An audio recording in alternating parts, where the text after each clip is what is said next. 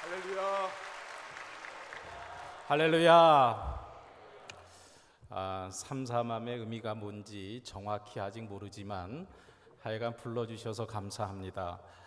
제가 이래봬도 우리 공성원 목사님보다는 1년 후배입니다. 이렇게 좀 나이가 들어 보여도 1년 후배입니다. 저 현수막의 사진은 어떻게 구했는지 참 궁금합니다. 왜냐하면 제가 처음 본 사진이에요. 제가 인터넷에 알려지지 않은 사람이라서 잘 이렇게 사진이 나가지 않는데 도대체 저 사진은 어디서 구했는지. 근데 제 최근 사진 중에 가장 삼삼하게 나온 것 같아요. 가장 삼삼하게 나왔는데 이 자리에 나와서 찬양을 하는데 참 은혜롭고 좋습니다. 왜냐하면 영적인 톤이 맞는 것 같아요. 차분하고 온화하고 저도 들떠 있게 부응하지 않고 차분하게 아멘 하시네. 그렇게 하도록 하겠습니다. 그러다가 열받으면 열받게 하겠습니다. 하여간 감사합니다. 지난 시간에도 큰 은혜의 시간이 될 줄로 믿는데 오늘 이 밤도 큰 은혜의 시간 될 줄로 믿습니다. 여러분 얼굴 뵈니까 더 이상 은혜 안 받으셔도 될 것 같아요. 요 정도만 은혜 받고 그냥 바로 승천하셔도 될 것 같은 그런 얼굴들인데 하여간 오늘 분량의 은혜가 있을 줄로 믿고 하나님 앞에 믿음으로 나아갈 수 있기를 축원합니다. 제가 분당 불꽃교회에 대한 좋은 이야기를 참 많이 들었습니다. 우리 1년 후에 선배님이시고 하셔서 제가 늘 관심 갖고 또 우리 공성호 목사님이 저에게 사랑을 많이 주셔서 제가 늘 우리 목사님 좋아합니다. 참 제가 대접도 잘 받았습니다. 오늘 이렇게 수준 높은 대접을 받고 또 우리 헤세드 찬양대 참 은혜로운 찬양 참 감사합니다. 저는 그런 생각을 많이 하는데요. 이 분당 불꽃교회는 그건 소문이 아니고 진짜 부흥하는 교회인 줄로 믿습니다.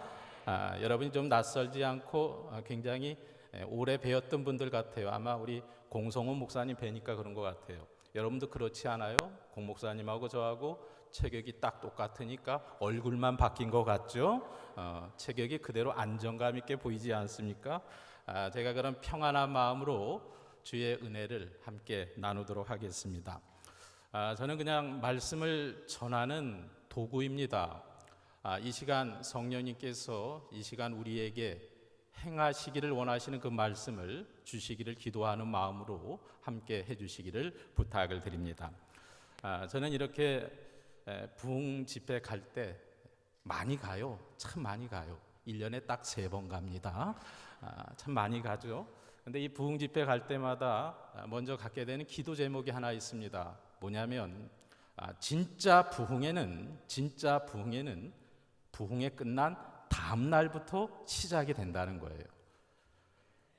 여러분 한번 생각해 보세요. 여러분을 가장 많이 알고 또 우리 불꽃교회를 가장 많이 아시는 분 누구일까요? 가장 많이 기도하시는 분이 누구일까요? 가장 많이 사랑하시고 가장 많이 축복하시는 분이 누구라고 생각합니까? 여러분의 교회 담임 목사님, 우리 공 목사님이세요. 저는 여러분 사랑하지 않아요. 실망하지 마세요. 저는 우리 여명교인들을 사랑합니다. 저는 절대로 불꽃교인 사랑하지 않습니다. 저는 여명교인 사랑합니다. 여러분의 진짜 부흥회는 이 부흥회가 끝난 그 다음 날부터 여러분의 담임 목사님과 함께 평생의 부흥회가 되시기를 주의 이름으로 축원합니다. 기도하겠습니다. 하나님, 저희에게 진실된 믿음을 주시기를 원합니다. 화려한 사람이 되지 않게 하시고 주님 앞에 순전한 사람이 되게 하여 주시옵소서. 하나님, 경건의 모양만 구하지 않게 하시고 경건의 능력을 나타내는 그리스도인들 되게 하여 주시옵소서. 행사와 이벤트 때문에 믿음 있는 것처럼 생각하지 않게 하시고 매일매일마다 성령님과 동행하는 믿음을, 세상이 알지 못하는 기쁨을 그 누리는 하나님의 자녀들이 되게 하여 주시옵소서. 오늘 이 시간 이 불꽃교회 위에 하늘문을 열어 주시옵소서. 주님께서 참으로 부어주시기를 원하시는 성령의 은혜를 말씀의 은혜를 우리 안에 채워주시어서 주님 맡기신 사명을 잘 감당하며 이 시대에 승리하는 불꽃의 성도들 되게 하여 주시옵소서. 예수님의 이름으로 기도하옵나이다. 아멘. 우리 기쁨으로 찬양 하나 하면 좋겠습니다. 그런 찬양 있죠. 그날이 도적같이 이를 줄 너희는 모르느냐. 우리 함께 우리 찬양단도 앞에 나와서 우리 함께 기쁨으로 하나님 앞에 먼저 찬양하면 좋겠습니다. 그날이 도적같이 이를 줄 너희는 모르느냐. 우리 함께 하나님 앞에 박수하며 기쁨으로 찬양합시다.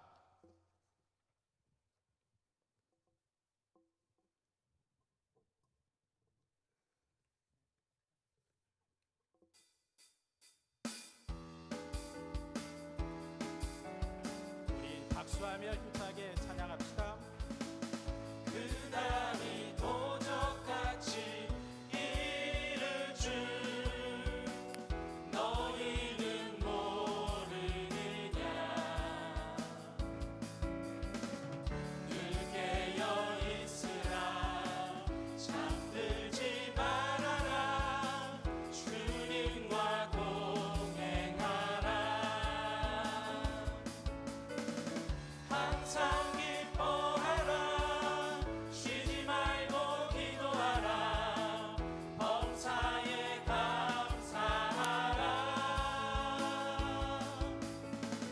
이는 예수 안에서 너희에게 향하신 하나님 뜻이니라.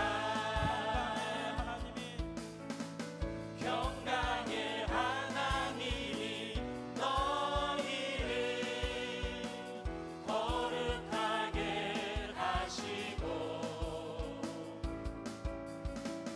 온 몸과 영혼이 주 오실 그날에 흠없기 원하노라. 항상 기뻐하라 항상 기뻐하라 쉬지 말고 기도하라 범사에 감사하라.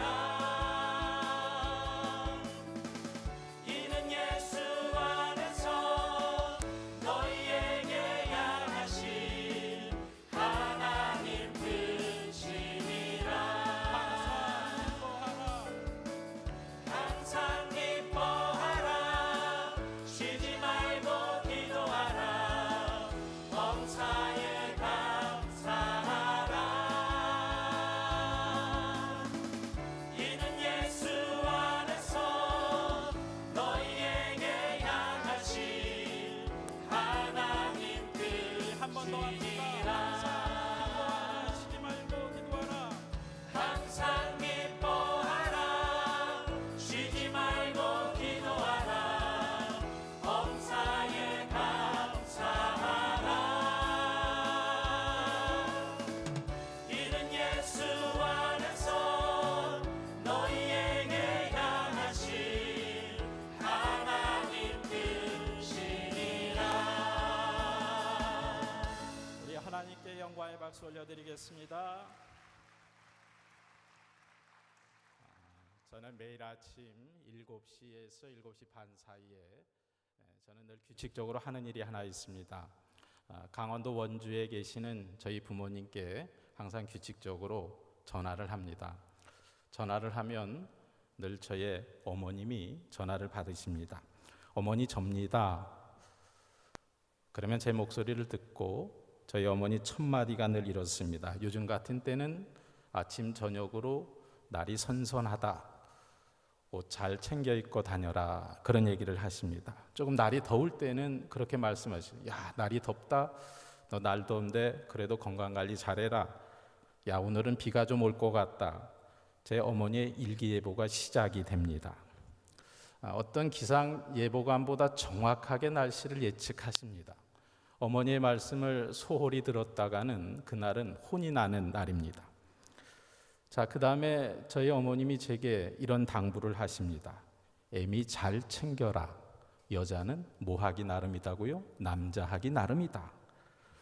어머니 잘하고 있습니다. 그러지 않아도 잘하고 있습니다.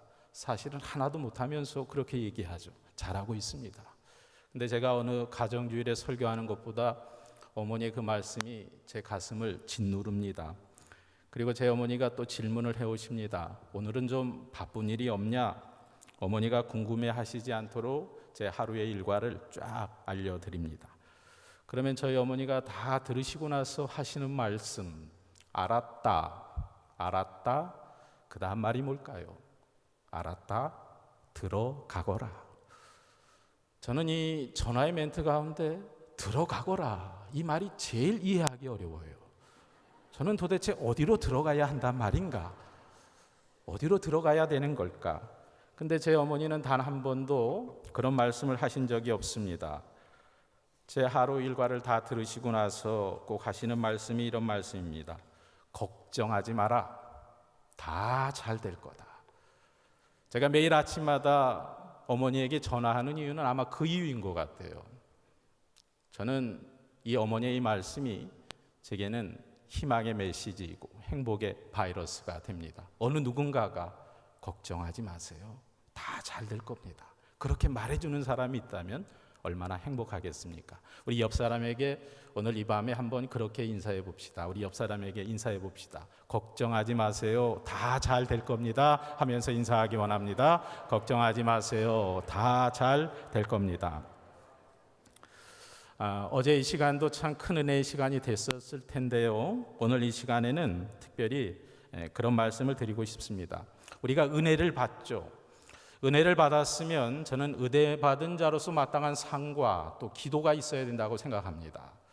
이렇게 불꽃교회가 웅장하고 아름다운 성전을 완공했잖아요. 여러분 이 자리에 한 1000여 명 모인 것 같아요. 근데 표가 안 나잖아요. 얼마나 성전이 크면 표가 안 납니까? 우리 성가대 한 500명 되는 것 같아요. 굉장히 웅장한 소리가 나오잖아요. 근데 표가 안 나요. 너무 성전이 커서. 너무 아름답고 웅장한 성전을 하나님 앞에 완공을 했는데 이 모든 것들이 하나님의 은혜인 줄로 믿습니다.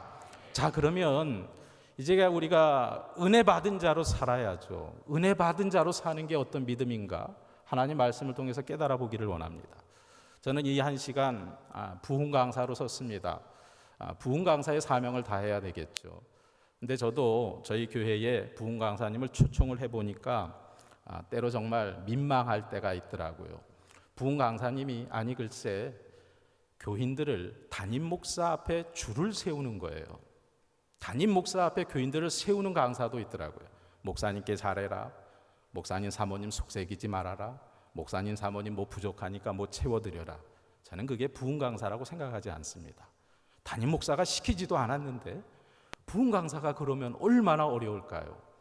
저는 이렇게 생각합니다. 부흥 강사는 담임 목사에게 교인들을 세우는 게 아니라 하나님의 말씀 앞에 세우는 것이 부흥 강사의 사명이라고 생각합니다. 여러분, 제가 그런 사명을 받았다고 생각합니다. 하나님의 말씀에 능력이 있는 줄로 믿으시기 바랍니다. 이 말씀에 힘이 있습니다. 이 말씀에 붙들리면 여러분의 삶, 여러분의 가정, 여러분의 자녀, 여러분의 기업 위에 살아있는 하나님의 말씀의 역사가 나타나게 될 줄로 믿습니다. 이 하나님의 말씀에 붙들려야 되겠다고 하는 거죠. 자, 그러면 은혜 받은 자의 삶은 어떠해야 하는가? 첫 번째로 감사함으로 나아가야 될 것 같아요. 은혜 받은 사람은 감사가 넘쳐야 됩니다. 우리 한번 시편 50편 22절 23절의 말씀 이제 화면에 나올 텐데요. 우리 함께 말씀을 읽어보겠습니다. 시작. 하나님을 잊어버린 너희여 이제 이를 생각하라. 그렇지 아니하면 내가 너희를 찢으리니 건질 자 없으리라. 감사로 제사를 드리는 자가 나를 영화롭게 하나니 그의 행위를 옳게 하는 자에게 내가 하나님의 구원을 보이리라. 아멘. 하나님을 잊어버린 너희여 이제 이를 생각하라. 이 말씀이 NIV 영어 성경에 보면 consider this라고 말해요. 이제 이를 생각해 보아라. 자, 하나님이 우리에게 믿으라는 말씀도 많이 하셨습니다. 근데 또 한편으로 너희가 한번 잘 생각해 보라. 하나님이 우리에게 어떤 일을 행하실 때 그냥 행하시는 게 아니에요. 너희의 믿음, 너희의 생각을 갖고 한번 잘 되돌려 봐라. 내가 너희에게 어떤 은혜를 주었는지. 우리가 하나님 앞에 믿음을 갖고 우리의 생각을 가지고 돌이켜보면 우리가 얼마나 감사할 게 많고 또 감사가 축복이 된다는 사실을 깨달아 알게 됩니다. 혹시 이 자리에 부흥회로 나왔는데 이 자리에 나온 분 가운데 아마 그런 마음이 있는 분도 있을 것 같아요. 하나님 감사하라고 하는데요, 저는 감사가 나오지 않습니다. 하나님 제 마음이 서운합니다. 하나님 지금 내 상황 이렇게 만들어 놓고 하나님 내가 이렇게 방황하고 있는데 왜 나에게 감사하라고 하십니까? 근데 주님은 말씀하세요. 생각해봐라. 그래도 생각해봐라. 너의 지금의 이 상황이 방황으로 끝나버릴 건가? 불신앙으로 끝나버릴 건가? 한번 생각해 보라는 거예요. 우리 공 목사님하고 저하고 참 가까운 사이예요. 참 공통점이 많아요. 체격 비슷합니다. 체질도 비슷해요. 근데 아니 글쎄 지병까지 똑같더라고요. 지병도 같아요. 저분이 고혈압인데 저도 고혈압이에요. 저분이 당뇨인데요, 저도 당뇨예요. 저분이 언젠간 저한테 제가 당뇨가 있다고 하니까 여주를 먹어보라 그러더라고요. 여주. 그래서 제가 또 하나 추천했어요. 감식초를 드셔보라고. 또 그렇게 추천했어요. 저분이 저와 비슷한 시기에 이 탈모가 시작이 됐어요. 근데 저분은 어떤 특별한 은총을 받았는지 이 무성하게 막 수풀이 우거지네요. 저도 그런 특별한 은총이 좀 임했으면 좋겠어요. 미국의 클레아몽 신학대학 목회학 박사과정 함께 했습니다. 룸메이트였어요. 늘 같은 방을 썼어요. 우리 공 목사님하고. 소개도 하셨지만 우리 공성훈 목사님하고 저하고 똑같은 점, 오랜 기간 동안 부목사를 했다는 거예요. 똑같습니다. 제 전임자 목사님도 중부연회의 강승 감독님이셨어요. 근데 이 교회는 더 훌륭해서 감독회장님을 배출하신 교회잖아요. 얼마나 대단한 교회입니까? 이것저것 비슷한 게 많지만 저보다 더 훨씬 탁월하세요. 더 영역이 있으세요. 더 신실하세요. 우리 공 목사님 후배들이 굉장히 좋아합니다. 왜 좋아하냐면 제가 과거의 전력을 하나 얘기할게요. 우리가 밤늦게 열심히 뭘 먹었어요. 맛있게 밥을 먹었어요. 밥을 여럿이 먹고 보니까 이 계산할 돈이 없는 거예요. 어느 누구도 돈이 없어요. 그때는 삐삐가 있던 시절이었는데 우리 공 목사님한테 삐삐를 쳤습니다. 근데 순식간에 나타나더라고요. 갑자기 나타나요. 그러더니 갑자기 계산을 하고 유유히 사라지셨습니다. 사실 유유히 사라진 건 아니에요. 워낙 체격이 크니까 동선이 많아서 흔적은 좀 남았어요. 하여간 굉장히 후배들이 좋아합니다. 신실하고 영역이 있으신 목사님인데, 저 아까 우리 공 목사님이 제가 부목사 15년 했다 그랬는데 2년을 빼셨어요. 제가 17년을 했습니다. 제가 17년을 부목을 했는데 그것도 한 교회 한 담임 목사님 밑에서 17년 부목을 했습니다. 근데 제가 고백을 하는데요. 근데 지금 생각해 보면 제가 부목사로서 절대로 담임 목사님한테 잘한 게 하나도 없습니다. 정말 하나도 잘한 게 없어요. 그때를 생각하면 너무너무 죄송해요. 또 때로는 후회도 돼요. 왜 내가 그때 좀 더 잘하지 못했을까? 그때 내가 좀 더 잘 섬기지 못했을까? 근데 그런 저에게 하나님이 또 그 목사님이 은혜를 주셨죠. 생각하면 너무 죄송하고 감사합니다.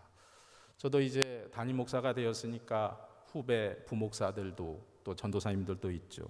근데 저를 도와주는 우리 부목사님 한 분이 저와 함께 동행을 했지만 그분들이 얼마나 저를 잘 도와주는지 몰라요. 얼마나 저를 잘 섬겨주는지 몰라요. 그거 생각하면 더 감사하죠.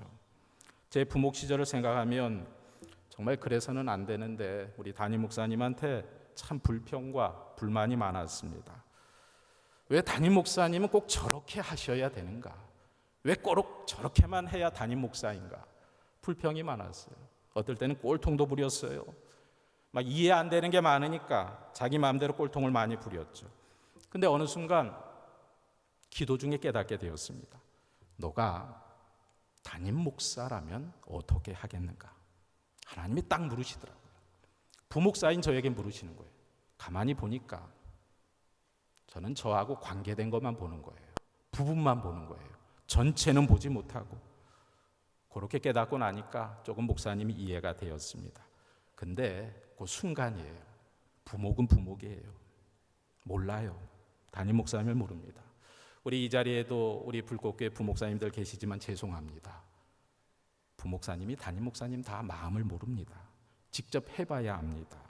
그 자리에 있어봐야 합니다. 그래서 늘 불평과 부족함이 많았습니다. 담임 목사님한테 막 서운해하고 짜증내고 원망하고 그러니까 우린 여기서 하나님의 아주 중요한 교훈을 하나 얻어야 됩니다. 하나님께 자꾸 불평하고 자꾸 비판하고 자꾸 욕하는 저에게 뭐라고 말씀하시냐면, 그럼 욕하는 네가 한번 해봐라. 너는 얼마나 잘하는지 네가 한번 해봐라. 하나님께서 그 목사님 은퇴 이후에 저를 그 자리에 앉히셨다는 거예요. 여러분, 누구를 욕할 때에도, 누구를 비난할 때에도 좀 살살 하세요. 정도껏 해야지 괜히 너무 욕하고 너무 비판하고 막 그러지 마세요. 하나님이 시키세요. 너도 한번 해봐라. 니도 한번 해봐라. 골탕 먹이실 때가 있다는 거죠. 정말 제가 그 자리 되어 보니까 그때 우리 담임 목사님이 얼마나 가장 많이 느끼는 거예요. 지금 이 자리 되어 보니까 가장 많이 느끼는 게 얼마나 담임 목사님이 외로울까. 그게 가장 많이 생각이 나더라고요. 이 마음을 누구에게 얘기해야 될까. 제가 담임 목회된 지 5년밖에 안 됐어요. 5년밖에 안 됐는데 어떻게 그 어르신의 고충을 다 알겠습니까? 하여간 그 하나님의 은혜, 원로 목사님 그 가흥순 감독님의 은혜를 제가 잊을 수 없다는 거죠. 제가 생각해 보니까 어제의 불평이 오늘의 감사라고 하는 거예요. 여러분 깨달으시기 바랍니다. 어제의 불평이 오늘의 감사가 될 줄로 믿습니다. 오늘 성경이 우리에게 이렇게 말씀합니다. 감사로 드리는 우리의 기도와 삶을 하나님이 가장 영화롭게 받으신다. 그런데 안타깝게도 감사함으로 나아가지 못하고 감사로 기도하지 못하는 사람이 있다고 하는 거예요. 우리가 하나님 앞에 기도한다고 말하죠. 예배한다고 말하죠. 찬양한다고 말하죠. 믿음으로 나아갔다고 말하죠. 근데 결국에 가서는 이렇게 말하는 거예요. 하나님 제가요. 자기 소원만을 얘기하는 거죠. 하나님, 우리가 우리의 소원을 듣지 않는 분이 아니잖아요. 우리의 소원 다 듣고 계시죠. 우리의 기도대로 응답하시죠. 근데 하나님이 더 원하시는 믿음이 있다고 하는 거예요. 그 먼저 원하는 믿음이 바로 감사의 믿음이라고 하는 겁니다. 감사로 충만한 불꽃교회 성도들 될 수 있기를 주의 이름으로 축원합니다. 몇 년 전에 우리 교회 청년들하고 말레이시아 단기 선교를 갔어요. 우리 권사님 중에 관광업을 하시는 분이 있었는데 어떤 항공사하고 아주 저가의 저렴한 항공사인데 그 항공사하고 예전부터 관련이 있었던 것 같습니다. 저희 일행이 한 40명 정도 넘으니까 그런 게 있는 것 같아요. 저는 당연히 우리 일행의 모든 자리가, 이 40명의 모든 자리가 비행기의 가장 싼 자리가 뭐죠? 그 자리를 뭐라 그러죠? 가장 싼 자리. 비행기 안 타보셨나요? 헬기를 타시나요? 뭘 타셨어요? 가장 싼 자리가 뭐예요? 이코노미 클래스라 그러죠. 가장 싼 자리. 근데 인솔하는 저희 장로님이 와서 이렇게 얘기하는 거예요. 우리 비행기 자리 가운데 두 자리가 비즈니스 클래스. 들어보셨죠? 다 타고 다니셔서 들어보셨죠? 다 퍼스트 클래스 타시나 봐요. 비즈니스 클래스 자리가 두 자리가 있다는 거예요. 그 두 자리 가운데 한 자리는 목사님이 앉고 좀 몸이 불편한 우리 여성교회 권사님이 앉았으면 좋겠다는 거예요. 근데 저는 젊잖아요. 제가 앉을 필요가 없는데 저보고 앉으라 그래서 제가 앉았어요. 야, 그 비즈니스 클래스 가니까 정말 대우가 다르더라고요. 정말 달라요. 죄송해요. 이코노미 클래스만 타보신 분들한테 죄송하지만 제가 딱 한 번 타봤습니다. 정말 대우가 다르더라고요. 비즈니스 클래스 딱 타니까 먼저 그 스튜어디스들이 다릅니다. 얼마나 친절하고 얼마나 상냥한지 모릅니다. 제가 너무너무 과분한 대접을 받는 거예요. 정복을 말끔하게 차려입은 남자 승무원이 딱 거수 경례를 하면서 인사를 합니다. 목사님, 불편한 거 없으십니까? 명함을 딱 줘요. 보니까 그 비행기 회사의 무슨 사무장인가 그래요. 이 높은 사람이 나한테 와서 인사를 하네? 제가 갑자기 좀 교만해졌습니다. 저에게 물어보는 거예요. 뭐 불편한 게 없냐고. 너무 과분하게 친절을 베푸는 거예요. 예쁘고 상냥한 여자 스튜어디스가 다가오더니 목사님 안녕하세요. 아니 내가 목사인 걸 어떻게 알았냐 그랬더니 이미 이 비즈니스 칸에서는 다 안 돼요. 당신이 목사인 걸 다 안 돼요. 그래서 제가 행동을 좀 조신하게 하라는 뜻인 것 같아요.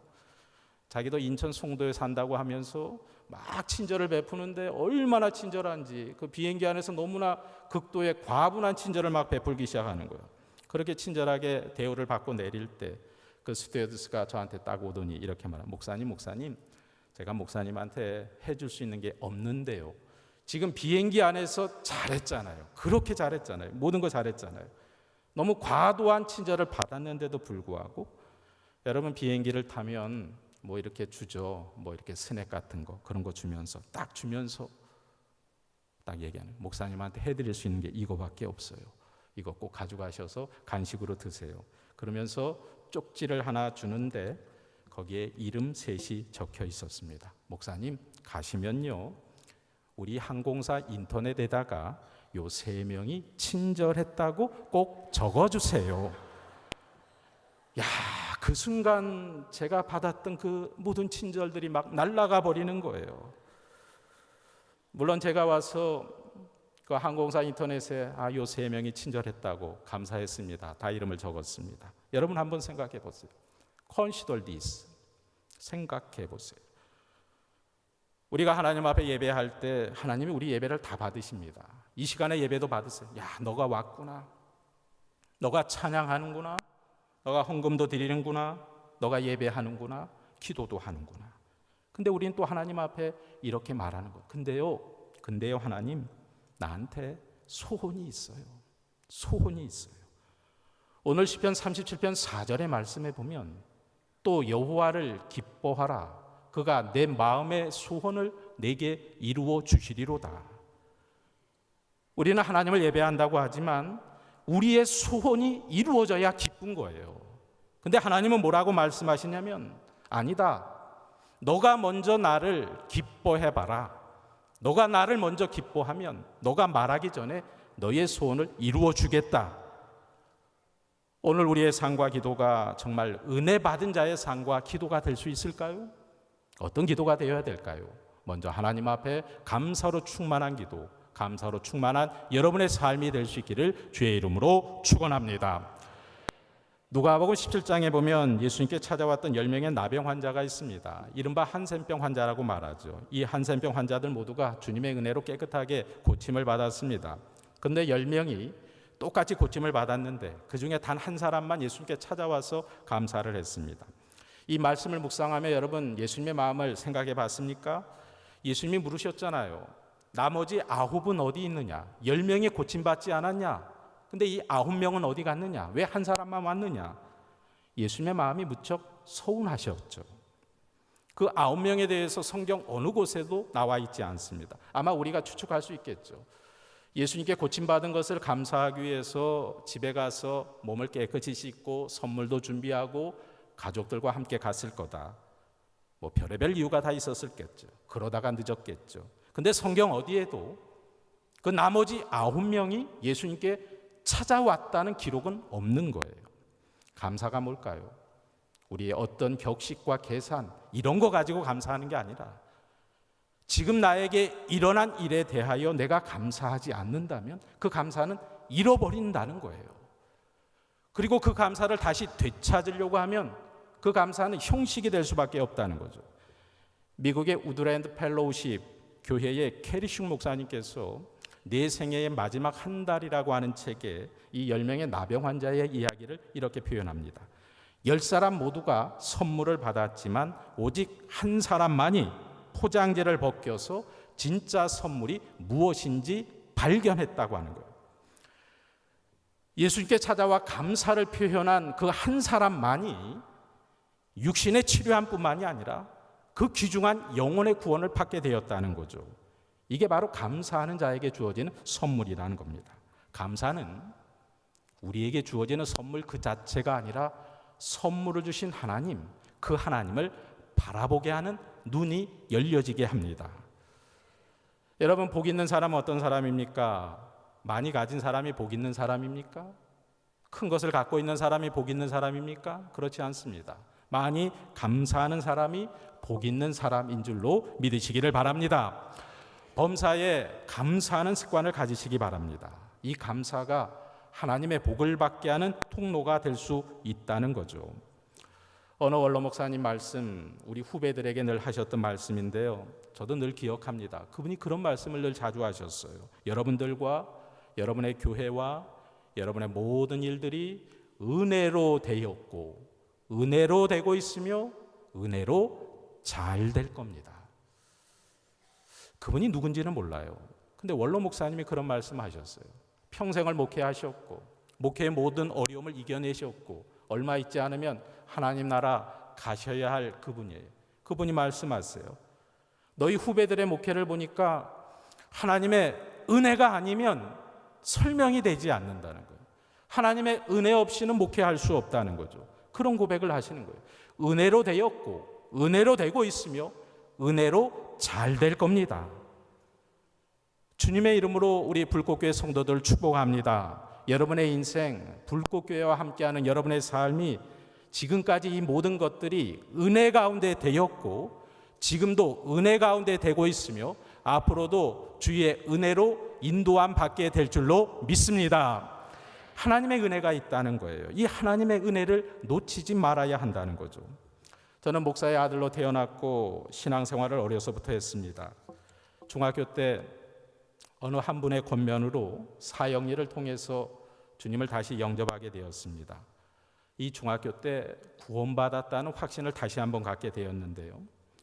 예수님을 어려서부터 믿은 것 같은데 그것을 전해준 분이 그렇게 고마웠습니다. 야, 이렇게 해서 구원이 나에게 임하게 된 거구나. 그런 확신을 중학교 때 갖게 되었습니다. 근데 10대, 20대를 지나면서 제가 자꾸 넘어지고 쓰러지는 거예요. 좌절할 때도 많았습니다. 왜 신앙생활에 이런 좌충우돌하는 일들이 많이 일어나는 걸까? 신앙생활하며 깨달은 게 있습니다. 하나님이 우리에게 주신 구원의 선물은 아마 이 불꽃교회 예배당처럼 이렇게 어마어마하게 큰 선물일 수도 있어요. 엄청나게 큰 구원의 선물을 하나님이 주셨다는 거예요. 근데 제가 중고등학교 때 체험한 구원의 문은 아마 이 손톱만한 것이었어요. 그리고 청년 때에는 아마 손바닥만한 것이었어요. 30대 때에는 아마 양손바닥만한 구원의 은혜를 누리고 있는 것 같아요. 지금 목사가 되어서는 아마 이 강대상만한 구원의 은혜를 누리고 있는 것 같아요. 무슨 얘기냐면 이 구원의 깊이를 알아가면 갈수록 우리는 감사와 승리하는 삶을 살아갈 수 있다는 거죠. 구원의 더 큰 깊이가 우리에게 있어야 된다는 거죠. 우리가 잘 알고 있는 성경의 이야기 가운데 다윗과 골리앗의 이야기가 있습니다. 이 얘기는 안 믿는 사람도 다 압니다. 딱 얘기하면 다윗이 골리앗 이긴 거, 뭐로 이긴 거 다 알아요. 근데 여러분, 제가 한 가지 질문해 보겠습니다. 다윗이 골리앗을 이긴 것이 우연이었을까요? 아니면 실수로 이긴 걸까요? 어쩌다 100만 분 만에 1의 확률로 이긴 걸까요? 아니면 골리앗을 쓰러뜨릴 만한 실력을 다윗이 갖고 있었을까요? 여러분 어떻게 생각하세요? 자, 1번 우연히 이긴 것이다. 다시 싸우면 진다. 2번 다윗이 실력을 갖고 있었다. 몇 번입니까? 대답을 못 하십니까? 저는 애매하게 믿는 걸 제일 싫어합니다. 믿으려면 확실하게 믿어야죠. 한번 생각해 보세요. 자, 1번 우연히 이긴 거다. 2번 다윗이 실력을 준비하고 있었다. 몇 번입니까? 2번이죠. 다윗이 실력이 있었습니다. 우연으로 이긴 게 아니에요. 노사연이라는 가수가 우리 만남은 우연이 아니라 그랬는데 저와 여러분의 만남도 우연이 아니겠죠. 근데 우리의 만남만 우연이 아니라 다윗이 골리앗을 쓰러뜨린 것도 우연이 아닙니다. 실력이 있었다는 거예요. 영적인 실력이 있었다는 거죠. 그 영적인 실력이 뭐라고 생각합니까? 삶 속에 영적인 전쟁에서 마귀와 싸워서 이길 수 있는 그 실력이 뭐라고 생각합니까? 감사의 실력인 줄로 믿으시기를 바랍니다. 우리 불꽃교회 성도님들 영적 실력 있는 성도님들이 될 수 있기를 바랍니다. 저는 예수 믿는 사람 중에 제일 답답한 사람이 문제만 오면 염려하는 게 아니라 이런 사람도 있죠. 문제가 오기 전에 이미 염려부터 하는 사람이 있어요. 문제가 오기 전에 미리 걱정부터 하는 사람이 있죠. 저희 어머니는 저희 3남매를 키울 때 어떻게 키웠냐면 막 주변에서 큰일 났다. 야, 이거 큰일이다. 어떡하냐 막 그러면 저희 어머니는 이렇게 가르쳐 주셨어요. 큰일 나지 않았다. 하나님 앞에 큰일은 없다. 여러분도 그런 믿음 되시기를 주의 이름으로 축원합니다. 문제 앞에 문제 가운데서도 감사로 승리하는 영적인 실력이 있는 불꽃의 성도들 될 수 있기를 주의 이름으로 축원합니다. 자, 두 번째로 우리가 감사함으로 살아갈 때 은혜 받는 자는 어떠한 길이 열리게 되냐면 하나님의 기뻐하시는 소원을 품고 기도하게 됩니다. 여러분 소원 다 있으시죠? 그 소원이 이루어져야 좋습니다. 그러면 한번 생각해 봐요. 우리의 이 소원이 어떻게 이루어져야 할 건가? 결론부터 얘기한다면 저는 그렇게 믿고 싶습니다. 우리의 삶을 하나님께 맡길 수만 있다면, 다른 말로 말하면 하나님의 소원과 나의 소원이 딱 일치할 수 있다면 하나님께서 우리의 소원을 들어주실 수 있겠다, 그렇게 생각합니다. 말씀을 준비하면서 그런 생각을 한번 해봤습니다. 하나님께서 우리를 바라보시면서 우리가 잘 되는 것을 기뻐하실까요? 싫어하실까요? 참 기뻐하실 거예요. 하나님 우리가 잘 되는 걸 보면 더 기뻐하실 거예요. 하나님의 얼굴에 미소가 넘쳐날 거예요. 이 하나님 아버지의 마음은 우리 담임 목사님의 마음입니다. 담임 목사님은 여러분 성도들이 잘 되는 것을 볼 때 굉장히 기뻐하십니다. 근데 저는 여러분들이 잘 되면 기쁘지 않습니다. 저는 여러분이 잘 되면 배가 아플 것 같아요. 막 사업에 대박이 나고 사업에 성공하고 자녀가 잘 되고 직장에서 승승장구하고 막 그러면 저는 시기 질투가 날 것 같아요. 왜 그러냐면 저는 여러분의 담임 목사가 아니기 때문이죠. 근데 담임 목사님은 성도들이 잘 되는 것을 기뻐합니다. 근데 이놈의 교인들은 꼭 힘들 때만 목사님께 찾아가요. 힘들 때만 목사님께 얘기해요. 잘 된 건 얘기 안 해요. 직장에서 보너스 탄 거 얘기하는 교인 못 봤습니다. 그렇게 안 팔리던 땅이 팔리는 거 얘기하는 교인 못 봤어요. 자녀들이 잘 되는 거 잘 얘기 안 하죠. 뭐 성공한 거, 문제 해결한 거 얘기 안 해요. 꼭 안 된 것만 얘기하죠. 사고 난 거, 병 걸린 거. 하나님 아버지의 마음을 갖고 본다면, 우리 교인들을 바라본다면, 우리 교인들이 잘 되는 것을 보면 얼마나 목사님의 마음이 기쁘고 행복하겠습니까? 결국 하나님 아버지의 마음도 우리 교인들이 행복하기를 원하고 하나님의 자녀들이 잘 되기를 원하고 그 소원이 이루어지기를 원하는데, 그 소원이 정말 하나님이 이루어 주셔야 할 그 소원인데 우리가 갖고 있는 소원이 어떤 소원인가? 시편 37편 4절에 말합니다. 여호와를 기뻐하라. 그가 내 마음의 소원을 내게 이루어 주시리로다. 내가 꿈꾸고 내가 좋아하고 내가 바라는 것, 여호와 하나님이 기뻐하는 것일 때 하나님께서 우리의 소원을 이루어 주시겠다고 말씀하는 거예요. 여러분, 우리가 소원을 이루는 방법 참 많이 알고 있잖아요. 기도로 소원을 이룰 수 있죠. 열심히 기도하면 되죠. 열심히 부르짖으면 되죠. 하나님께 간구하면 되죠. 근데 하나님이 무조건 기도한다고 들어줍니까? 하나님도 안 들어주실 때도 있어요.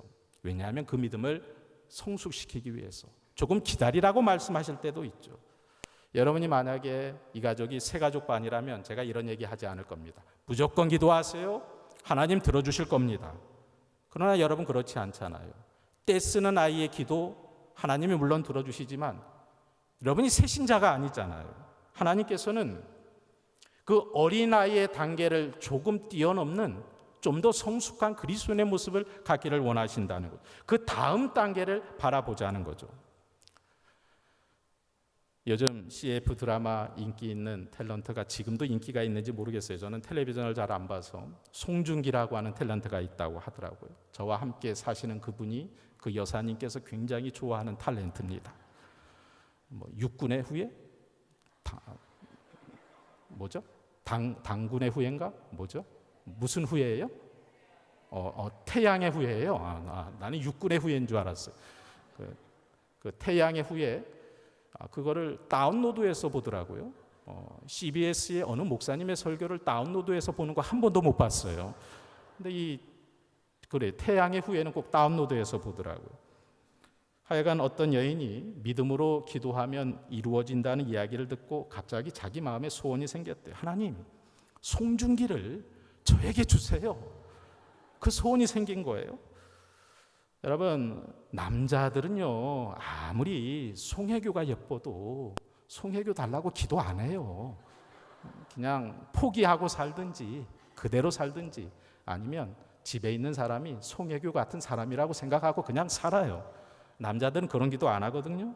근데 이 여자가 기도했대요. 송중기를 달라고 기도하는데 이 여인이 기도원에 가서도 기도하는 거예요. 열심히 기도하는데 앞에 있는 목사님이 이 여인이 무슨 기도하는지 모르잖아요. 무슨 구체적인 내용으로 기도하는지 모르는데 열심히 기도하니까 좀 이상해 보여요. 막 중언부언하는 것 같아요. 그래서 이 목사님이 그렇게 설교했대요. 기도하려면 그런 애매한 기도하지 말고 뭐라고 기도하라고요? 이미 이루어진 줄로 믿고 기도하라고. 이 여인이 달라졌어요. 기도 제목이 달라졌어요. 하나님, 송중기를 저에게 주신 줄로 믿습니다. 이렇게 기도했대요. 이 여인의 기도가 이루어졌을까요? 이루어지지 않았을까요? 아마 누군가에게는, 어느 한 사람에게는, 아니면 송중기를 찢어서 몇 사람에게는 이루어졌을지 모르죠. 근데 많은 사람에게 이루어지지 않는 기도가 될 겁니다. 왜 그게 기도가 아닙니까? 송중기를 달라고 하는 것과 하나님의 기쁨하고 무슨 관계가 있느냐는 거예요. 아무 관계가 없잖아요. 송중기 달라는 거 하나님하고 무슨 상관이 있습니까? 오늘 여러분이 다 잊어버려도 좋아요. 오늘 한 가지, 우리의 소원을 이루는 데 있어서 하나님이 우리처럼 얼굴을 갖고 계시다면 하나님의 얼굴에 우리 소원을 듣고 하나님의 얼굴에 미소를 띄울 수 있는 소원을 갖고 있는가? 하나님이 기뻐하실 만한 그런 소원을 우리가 갖고 있는가? 하나님이 우리 소원을 들으시며 야, 너의 소원이 이루어지면 내 마음도 정말 좋겠구나, 내 마음이 정말 기쁘겠구나, 이야기할 수 있는 그런 마음의 소원을 우리가 갖고 있는가? 적어도 우리는 이 부분에서 좋은 그리스도인인가, 그렇지 못한 그리스도인인가 나뉘어질 것 같습니다. 누가복음 18장 말씀해 보면 불의한 재판장에 관한 이야기가 나옵니다. 이 말씀을 잘못 오해하는 데서 우리는 기도와 소원을 오해합니다. 누가복음 18장 5절 7절의 말씀 우리 같이 한번 봉독해 보도록 하겠습니다. 시작. 이 과부가 나를 번거롭게 하니 내가 그 원한을 풀어주리라. 그렇지 않으면 늘 와서 나를 괴롭게 하리라 하였느니라. 주께서 또 이르시되 불의한 재판장이 말한 것을 들으라. 하물며 하나님께서 그 밤낮 부르짖는 택하신 자들의 원한을 풀어주지 아니하시겠느냐? 그들에게 오래 참으시겠느냐? 이 말씀 우리가 어떻게 오해하냐면 이렇게 오해하는 거예요. 불의한 재판장도 우리가 귀찮게 굴면 자꾸 가서 때를 쓰면 아무리 불의한 재판장이라도 우리의 요구를 들어주는데, 하물며 하나님께서 우리가 자꾸 매달리면, 자꾸 떼쓰면 우리 소원을 들어주지 않겠느냐? 가만히 보니까 불의한 재판장과 누구하고 똑같은 거예요? 하나님하고 똑같은 거예요. 불의한 재판장과 하나님을 똑같이 만드는 거죠. 이건 잘못된 해석입니다. 예수님의 말씀의 포인트는 그게 아닙니다. 하나님께 가서 부르짖어라. 그 대신 하나 더 중요한 이유가 있습니다. 예수님이 왜 이 비유를 말씀하셨는지 한번 누가복음 18장 1절의 말씀을 우리 한번 큰 소리로 읽어보겠습니다. 시작. 예수께서 그들에게 항상 기도하고 낙심하지 말아야 할 것을 비유로 말씀하여. 아마 기도하는 사람 중에 기도하다가 실족하는 사람이 많았던 것 같습니다. 낙심하는 사람들이 많았던 것 같아요. 예수님이 그것 때문에 이 말씀을 하신 거죠. 기도하다가 낙심하는 사람들, 그런 사람들 때문에 불의한 재판장의 비유를 하신 거죠. 우리 하나님은 불의한 재판관보다 더 좋은 하나님이시라는 거예요. 우리의 마음을 더 잘 아시는 하나님이시라는 거예요. 우리의 쓸 것을 미리 아시는 하나님, 우리의 소원을 들어주시기를 원하시는 하나님, 우리의 하나님은 좋으신 하나님이라는 거예요. 좋으신 하나님. 여러분의 마음속에 좋으신 하나님에 대한 믿음의 고백이 날마다 넘쳐날 수 있기를 주의 이름으로 축원합니다. 좋으신 하나님, 그 좋으신 하나님을 우리가 인격적으로 고백하며 믿어야 합니다. 하나님을 기뻐하는 자들의 소원을 들어주시는 인격적인 하나님이라는 거죠. 자, 여기서 하나님이 인격적이라는 말에 우리가 주목해야 됩니다. 인격적이라는 게 뭘까요? 하나님과 우리와의 관계를 말합니다. 하나님과 우리는 자녀, 아버지의 관계입니다. 하나님 우리의 아버지 되시고 우리는 하나님의 아들, 딸, 자녀가 되는 관계입니다. 이게 인격적인 관계. 이 인격적인 관계를 잘 유지해야 되는데 예수 그리스도를 믿음으로 내가 하나님의 아들, 하나님의 자녀가 되었다는 것을 선포하며 믿음으로 고백해야 됩니다. 요즘 쌍둥이 아빠 유명합니다. 이휘재 씨라고. 제가 어느 부흥회에서 강사님 말씀을 통해 예화로 들었어요. 이 이휘재 씨가 총각 때에 친구들이 이휘재 씨의 집에 전화를 하면 꼭 아버지가 전화를 받는데요. 여보세요? 거기 휘재네 집이죠? 그러면 그 아버지가 이렇게 얘기한다면 아니다, 내 집이다 하고 전화를 딱 끊는답니다. 근데 여러분, 그 얘기가 맞는 얘기입니까? 틀린 얘기입니까? 맞는 얘기예요. 아버지 집이에요. 여러분의 자녀를 가만히 보세요. 여러분 자녀들이 집에서 전기세 내죠, 수도세 내죠, 밥값 내고 여러분 집에서 살고 있죠. 자녀가 일주일 지나면 아버지 저 한 주간만 더 여기서 살면 안 될까요? 그렇게 말하는 애가 있다면 걔는 첩의 아들입니다. 여러분, 우리 자녀를 봐도 우리 자녀가 공부를 잘하건 못하건 간에 뭐 어떤 문제를 일으켜도 내 자녀는 내 자녀예요. 그게 하나님과 우리의 인격적인 관계라고. 그 자녀 우리가 어떻게 합니까? 품어야죠. 우리의 마음이 그렇죠. 그 자녀들이 우리를 어떻게 대합니까? 똑같이 부모로 대하죠. 저에게도 두 딸이 있습니다. 근데 한 딸은 엄마를 닮아서 아주 럭셔리하게 생겼어요. 근데 또 한 딸은 저를 닮아가지고 아주 겸손하게 생겼습니다. 근데 이 럭셔리한 딸이 늘 문제예요. 지금 대학생이에요. 고3 대입시험 때 저한테 와서 그러더라고요. 아빠, 내가 지금 가고 싶은 대학을 결정을 했어요. 이 대학도 가고 싶고요, 저 대학도 가고 싶고요, 여기 대학도 가고 싶고요.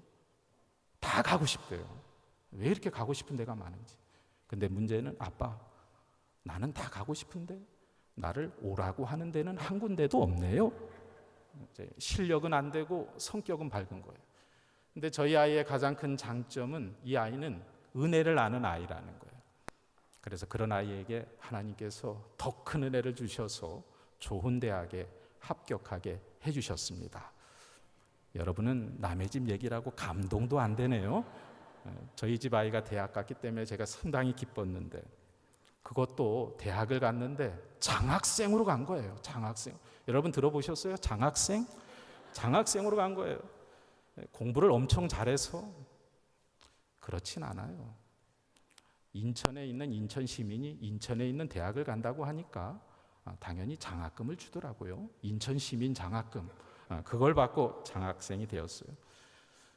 그래도 좀 기본 선적은 돼요. 너무 저희 아이 성적에 대해서 깊이 알려고 하지 마세요. 사생활에 대해서 너무 알려고 하지 마세요. 근데 정말 놀라운 것은 지금도 계속해서 이 아이가 장학금을 받고 계속해서 학교를 잘 다니고 있다는 겁니다.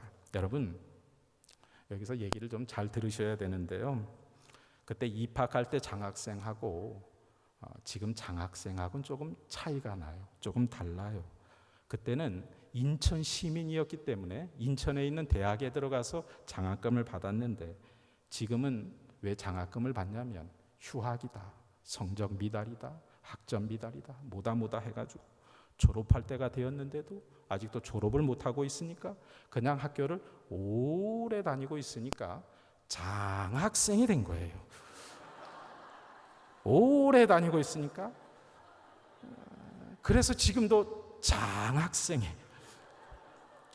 여러분, 남의 가정에 아프면 굉장히 통쾌해 하십니다.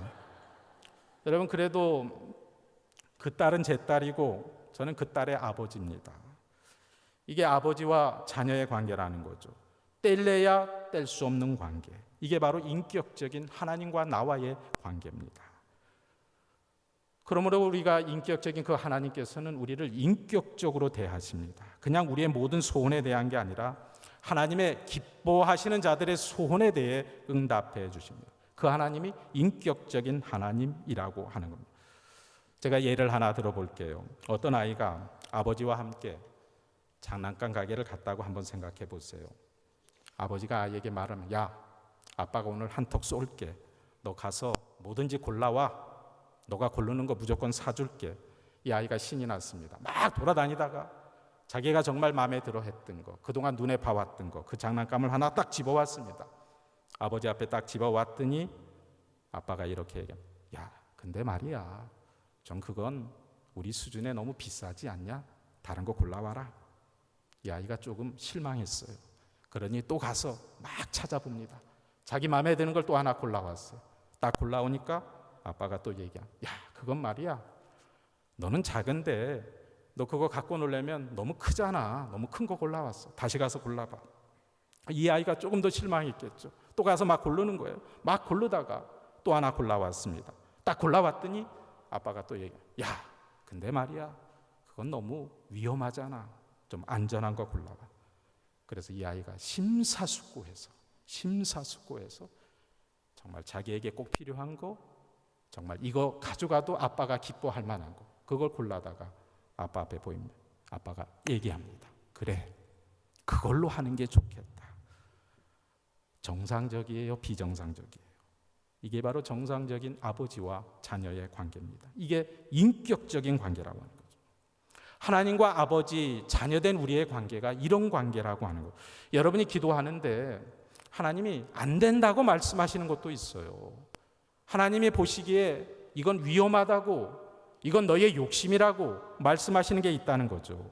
하나님이 우리에게 인격적이라고 하는 것은 우리의 모든 소원을 들어주시는 게 아니라 하나님 앞에 올바른 것이 구해져야 하나님께서 우리의 그 소원을 들어주신다는 거예요. 믿음이 뭡니까? 좋으신 하나님을 믿는 거예요. 선하신 하나님을 믿고 그분을 신뢰하며 우리의 삶을 하나님께 맡기며 나아가는 겁니다. 그런 믿음 갖고서 하나님 앞에 기도해야 된다고 하는 거죠. 여러분이 설교가 조금 길어지니까 굉장히 긴장해 하십니다. 시간이 많이 흘러서 이제 한 말씀만 드리고 말씀을 맺도록 하겠는데요. 우리 옆 사람에게 이렇게 축복하며 인사합시다. 조금만 기다리시면 끝납니다. 하며 인사합시다. 조금만 기다리시면 끝납니다. 열왕기상 3장에 솔로몬이 하나님의 일천 번제를 드리고 난 후에 하나님이 솔로몬에게 말씀하셨어요. 솔로몬아, 너의 소원이 뭐냐? 우리도 그런 일 한번 있었으면 좋겠죠. 하나님이 어느 날 기도 중에 나타나셨어요. 너의 소원이 무엇이냐냐 하나님이 이렇게 말씀하신다면 정말 꿈 같은 일이죠. 그런 일이 있었으면 좋겠죠. 근데 솔로몬이 그 순간에 하나님 앞에 뭘 구했죠. 근데 그것을 구했을 때 이렇게 표현합니다. 이것을 구하매 그것이 하나님의 마음에 든지라. 이것이 무엇이었습니까? 하나님 앞에 지혜를 구했죠. 하나님께서 솔로몬의 소원을 듣고 하나님 마음에 드시고 나니까 그에게 뭐라고 말씀하셨냐? 솔로몬아, 너가 부도 구하지 않고 명예도 구하지 않고 너가 나의 마음에 기쁨을 주는 것을 구했구나. 근데 내가 너를 축복할 텐데 이제 너에게 주는 이 축복이 전에도 이런 축복이 없었고 앞으로도 이런 축복이 없을 전무후무한 축복을 너에게 해줄 텐데 너가 구하지 아니한 부와 명예까지 더하여 주겠다. 하나님이 왜 솔로몬에게 그런 축복을 해주셨습니까? 먼저 구했던 것이 하나님의 마음에 들었다고 하는 거죠. 하나님이 얼마나 기뻐하셨을까요? 하나님도 기뻐하는 것을 구했고 솔로몬의 마음속에도 구하지 않은 것까지 채워졌을 때에 얼마나 기뻤을까요? 하나님께서 오늘 여러분에게 내 소원이 무엇이냐 말씀하실 때 오늘 우리가 기도하며 간구하며 우리의 소원이 하나님 마음을 기쁘시게 하는 소원이 될 때 하나님께서는 우리가 구하지 않은 것까지 채워주시는 은혜의 주님이심을 믿으시기를 바랍니다. 여러분은 어떻습니까? 예수를 믿어보면 좋은 일만 있습니까? 때로는 나쁜 일도 있습니다. 이 복음의 소식은 영적으로 굉장히 기쁜 소식이기도 하지만 그 복음을 지키고 살아가려면 별로 안 좋은 일도 우리가 당해야 됩니다. 어려운 일도 당해야 됩니다. 그래서 예수님 안에서 복음은 굿뉴스가 되기도 하고 좋은 소식이 되기도 하고 밴뉴스가 되기도 합니다. 안 좋은 소식이 되기도 합니다. 예를 들어 우리가 예수 믿으면 다 잘 됩니까? 그렇지 않잖아요. 예수 믿는다고 병에 안 걸립니까? 예수 믿는다고 만사 형통합니까? 그렇지 않잖아요. 제 질문이 뭐냐면 병에 걸린다고 해도 만사 형통이 안 된다고 해도 그래도 그때에도 예수님을 믿겠느냐 하는 거예요. 그 순간에도 예수님을 붙잡겠냐 하는 거예요. 나쁜 소식이 있어도 나에게 안 좋은 소식이 들려와도 그 순간에도 주님을 믿고 붙잡느냐 그거냐 말입니다. 예수를 믿는데 병에 걸려 죽는 자 할지라도 예수를 잘 믿는데 일이 풀리지 않는다 할지라도 예수님을 끝까지 믿겠느냐 하는 거예요. 혹시 이 자리에 결혼을 안 하신 분들 한번 손 들어 보실래요? 결혼 안 하신 분들. 다 결혼하셨어요? 이렇게 빨리 하셨어요? 굉장히 빨리 하셨네요. 그러면 한번 여쭤볼게요. 결혼을 시켜야 할 자녀들이 있는 부모님들 한번 손 들어 보세요. 많으시네요. 굉장히 결혼을 빨리 하셔서 또 빨리 시키셔야 되네요. 많으시네요. 제가 나쁜 소식을 하나 전해드릴 텐데, 이제 먼저 나쁜 소식을 하나 전해드리고 좋은 소식도 하나 전해드리려고 합니다. 일단 먼저 안 좋은 소식부터 하나 전해드릴게요. 여러분 절대로 그 문제에 대해서 기도 많이 하지 마시기 바랍니다. 절대로 그 부분에 대해서는 기도 많이 하지 마세요. 제 경험을 말씀드리는 겁니다.